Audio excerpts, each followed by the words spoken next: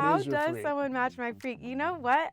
That is a really good question. There's different freaks for different days.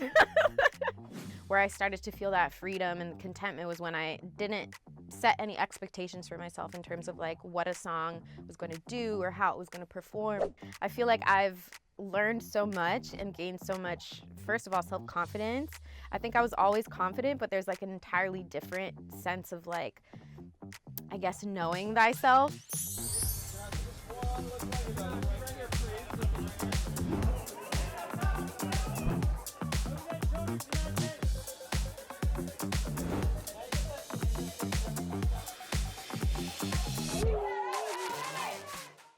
It seems like I'm always seeing you anywhere and everywhere because you're doing so many different things. Yeah. Like, how you been? I'm good. I love it. I love being really busy. I love doing all the things. So I'm just going with the flow, living in the moment. Feels good. What keeps you busy? I like to do anything creative. I like to just be active. I like to perform. So if it's like a photo shoot, if it's a music video, if it's a stage performance, I want to go on tour. I want to do all the things, you know? I really enjoy it. Well, obviously, new album. Yeah. First off, just how did you conceive it? It seems like you're really hands-on, Yeah. maybe, compared to like prior projects. Yeah, definitely. I think I've been really lucky, since leaving my major label, going independent, being able to focus on whatever I want to make creatively. And I've really honed that process over the last 3 albums. And this project, Quantum Baby, is the part 2 of a 3-part album that I'm putting out. The first part was called Baby Angel, which I think is a really special project, so I'm excited for people to hear the next one. But it has been really amazing to be in control of that creative and to really hone my sound and just kind of make whatever feels good to me in the moment. I've talked to artists that have gone independent, and then I feel like it's 2 different groups. It's Totally. one group that loves it, Yeah. and then there's the other group that when they get it, it's a little more work yeah, than it's a lot of I work. anticipated. It's not easy. Where do you fall in that category? Yeah, I think being an independent artist is really amazing because you have that freedom of creativity, so it empowers you in that sense. I feel like when I went independent, I really could get a grasp of myself and my own perspective because you're not really looking for any approval from anyone. It's all coming from within. It's all based on your own instincts. And that was really empowering for me as a creative, so I really loved that aspect of it. But it's also super hard to be independent. It's not easy. You don't have that major label machine behind you. You have to, fund a lot of things yourself, work super hard to have a seat at the same tables as other people and really continue to put yourself out there. It's definitely not easy. So it's not something that I would just out the gate recommend to someone. I think you definitely have to know that it's going to be like a long shot, a long haul. Mm-hmm. It's a lot of work, but it's worth it in the end because it's very fulfilling.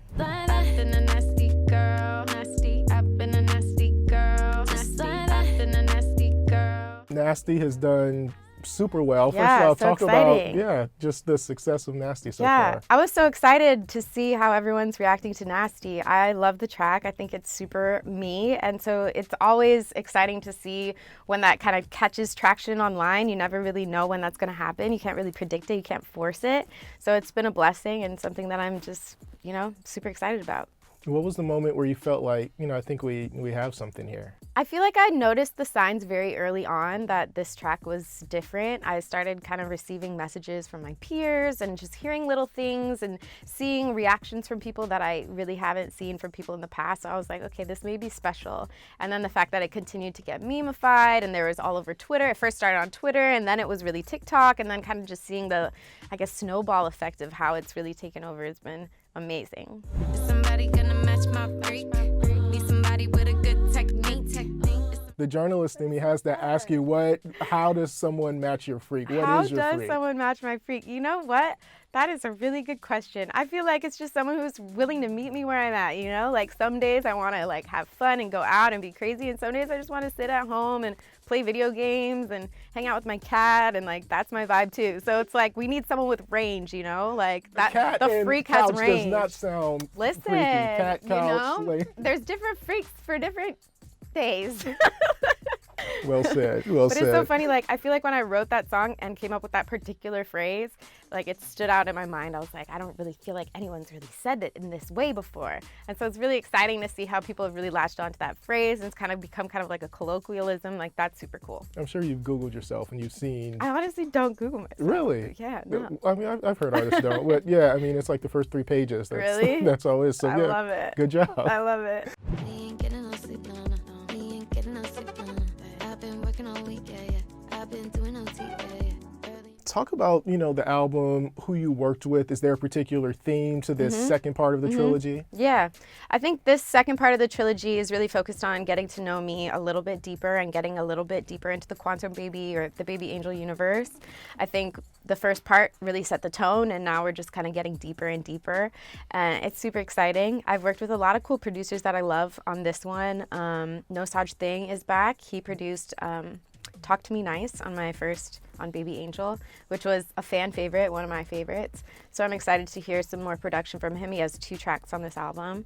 And let's see, there's like so many other people that I really loved working with. Ricky Reed did Nasty, that was super amazing. It seems like you've always done different genres. And so, how would you define your sound? And would you say that you, like now, because you're an OG really in the game, like you have a sound now? Yeah, I mean, I think I've always been naturally inclined to genre bending. I love being able to combine different things that I love and different sounds and kind of just go with whatever is inspiring me at the moment. I think it just comes from being a music listener who likes so many different things and not wanting to limit myself as a creative to like one particular sound or one particular vibe.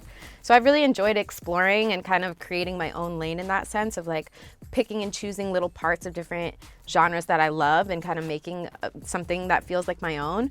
And I think that's kind of where I've ended up, is I've been able to kind of cultivate my own sound and my own style within like all of this genre bending space. How would you describe it to someone who's No, never how I'd heard describe you? How would it. you? Yeah. Okay, well, I mean, there's a range. Sometimes it's like a little bit more like sultry, sexy, intimate. I love like very spacey sounds. I want to like feel like we're floating in outer space and there's like celestial bodies all around us. Like I really love a glittery kind of track. I also really love very minor chords. I'm very drawn to like minor chords and things that feel kind of moody and angsty, and I like the juxtaposition between like something that has that from a chord perspective and then having like a very soft vocal on top of it and kind of having like the lows and the highs, if you will.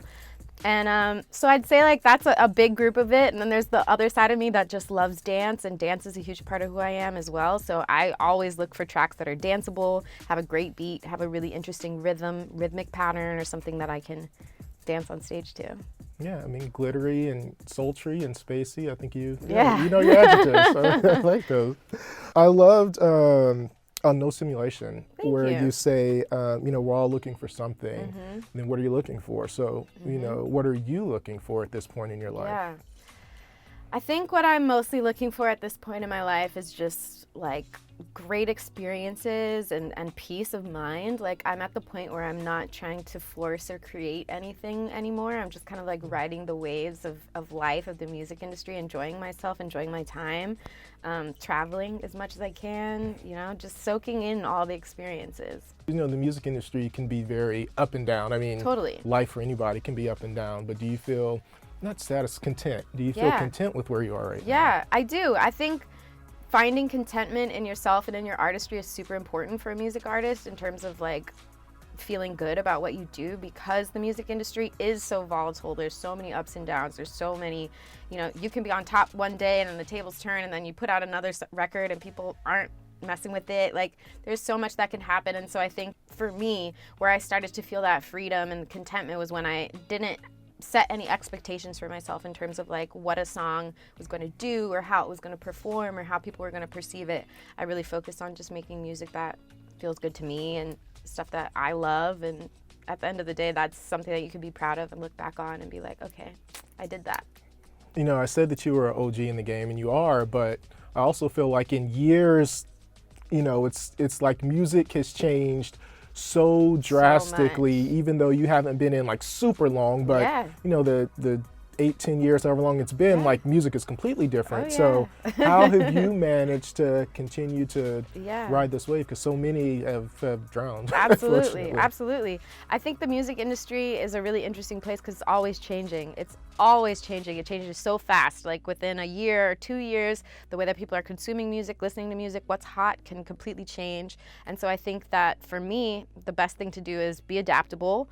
And the second best thing that you can do is just continue to put out music. Like I'm a big fan of like volume. I feel like you have to put stuff out when it feels correct to you and it feels like it's of the time, and then you move on to the next project and then you figure out, you know, where you want to go from there. And I think it's important to kind of continue having that relationship with the audience and your fans as they grow, and as things change, you grow as well and you change, and then that evolution makes sense because you're evolving together.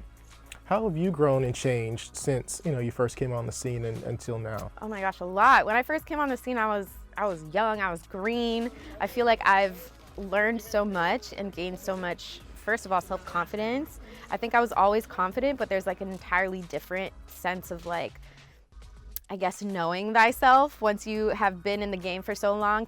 I think people perceive you differently. You can go into a studio and tell people with confidence like what you like, what you don't like, what direction you want to go, how you want to look, all of the above. And I think people will really hear you and respect you the longer that you've been in the game, and so that's a real plus. But yeah, personally, I mean, I've also changed, you know, growing up, learning things and, you know, life lessons, life happens. And then, you know, you take those experiences, and I definitely feel like I'm the same person, but also just with so much more knowledge and experience now.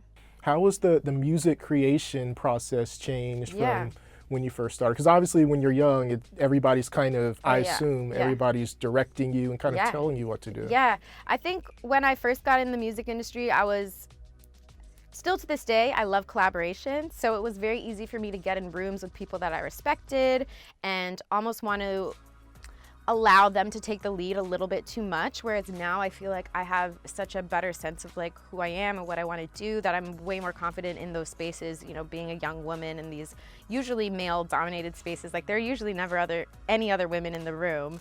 And you'd come in with like a producer who's like made all these amazing records, and you don't want to like tell them what to do, and they're not probably going to listen to you anyways.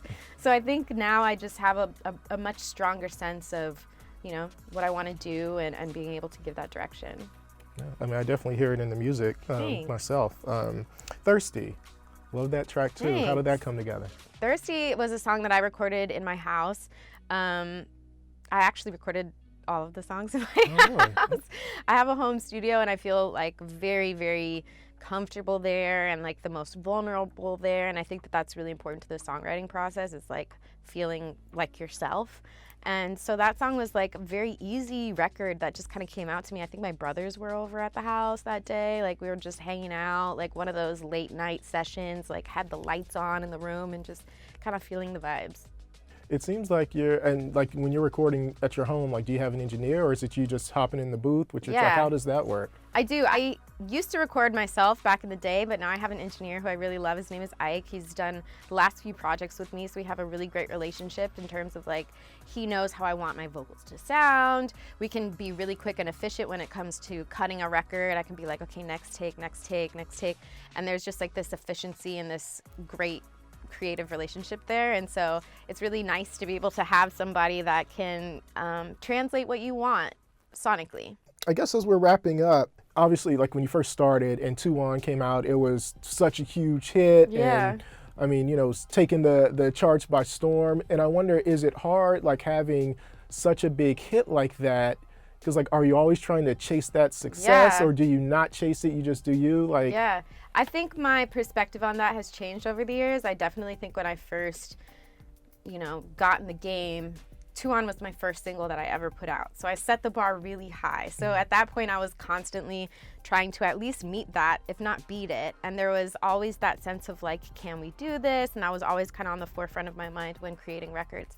But I think I found a lot more freedom creatively and a lot more, I think I've made better records since I've stopped considering how they will perform or a chart position or anything like that. I think I just really focus on my instincts and making something that feels good to me. If I love it, I assume my fans will love it too.